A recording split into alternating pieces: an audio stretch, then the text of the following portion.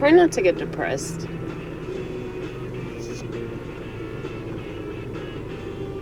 But I live in America, so the chances of getting depressed in this country are pretty dang high. Because, you know, people are just not conscious, and I wish this didn't bother me as much as it does. But maybe that's because, like, I'm hyper conscious of, like, everything. So I just hate those people that whine about it. And be like, I'm so depressed. You know, I hate those people so much because they're really obnoxious. And the difference is I really don't want my mindset to change. You know, like, I'm not complaining about it. It's just like, yeah, I'm pretty aware of how bad things are. But I feel like it's super easy to just get down in the dumps about it and assume there ain't nothing good at all, you know? And I was just thinking about how easy it is to be tainted by the world. Whether you're tainted by, you know, the world's inhabitants and how stupid they are. You know, like, it's not really about how bad the world is, but how stupid the world is. And how unconscious the world is. And that's what makes the world bad. And that's what makes the world stupid. So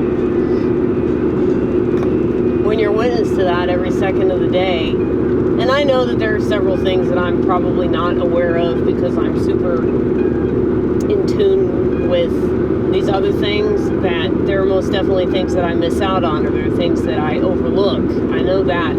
But, I don't know, there's this real sweet girl that has waited on me a bunch of times at this little grocery store. And I really hope the bitch doesn't quit because she's really sweet and she's really, really genuine. And it's like, I want to ask her to hang out with me, but I know that I'll probably freak her out if I do that. And I'm also attracted to her, but I know, like, where are we going to go with that? You know, I'm not going to engage in that, but at the same time, it's like, that's oftentimes something that I think about in the back of my mind every time I hang out with a female. I'm like, man, if only I had a dick. So it makes me sad, but at the same time, it's like, I feel like I'm living like so many different lives inside of my head. And you know, anytime that I meet somebody, I'm sure many people experience this, where like they meet somebody at a coffee shop or something, and then they have this little fantasy about courting them and what that would be like. And then, you know, before they can even continue the fantasy, they already cancel it out in their head because they know that even in a fantasy they wouldn't be able to make this person happy. So, you know, that's just something that I think about. But yeah, her name's Haley. She's real cool. That's all I know about the bitch.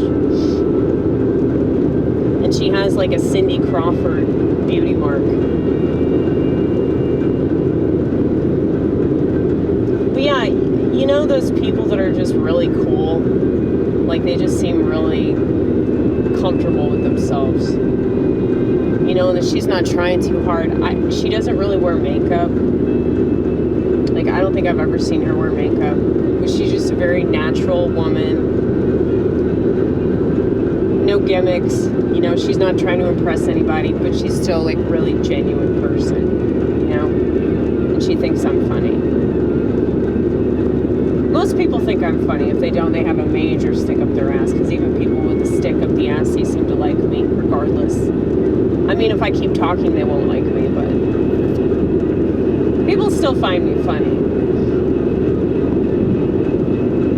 I mean, recently I was able to make my dad laugh, which just took me like almost 40 years. But, you know, it happened, and I'm really proud of this accomplishment.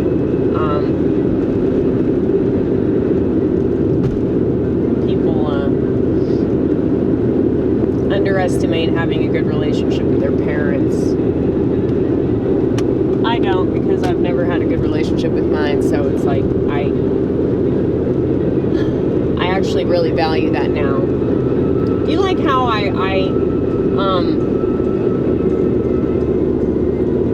hold the camera the way that I do, and it doesn't even give you a good angle or anything. And I just don't give a fuck about camera work. I mean, obviously.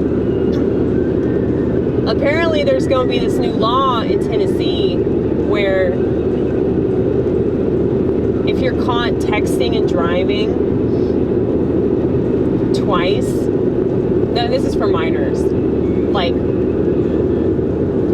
so if you're caught once, I guess you get like a fine. But if you're caught twice, you get your license taken away, which I think is crazy.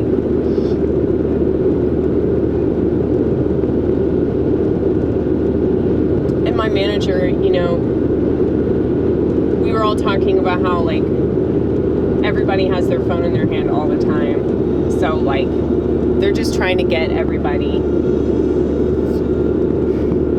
like they're really desperate, like they need money, the state needs money bad, okay? So I guess there aren't enough drunk drivers out there making the money, so they have to do it another way, and this is a really easy way considering the fact that everybody is on their phones all the time. Now they'll definitely get people during the day because it's really easy to spot. Maybe at nighttime because of the light, but they won't get me though because I have a camcorder in my hand and it doesn't have any light.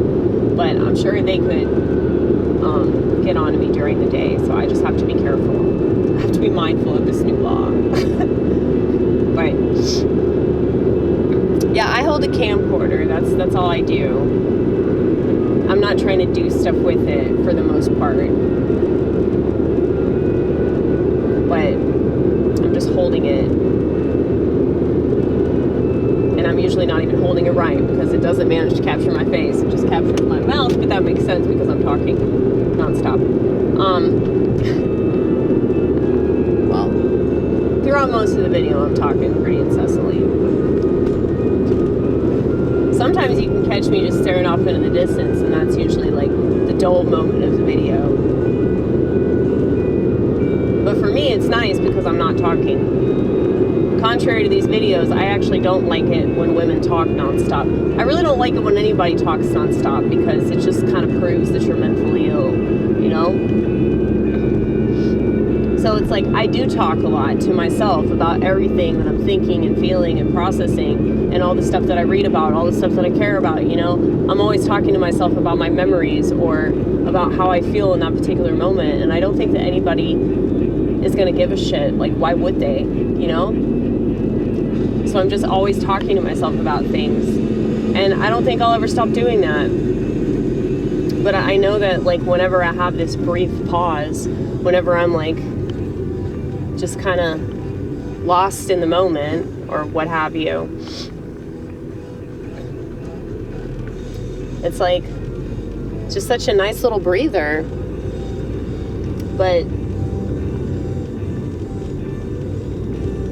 yeah, I'm just kind of showcasing like what happens on the regular daily basis with me. Like,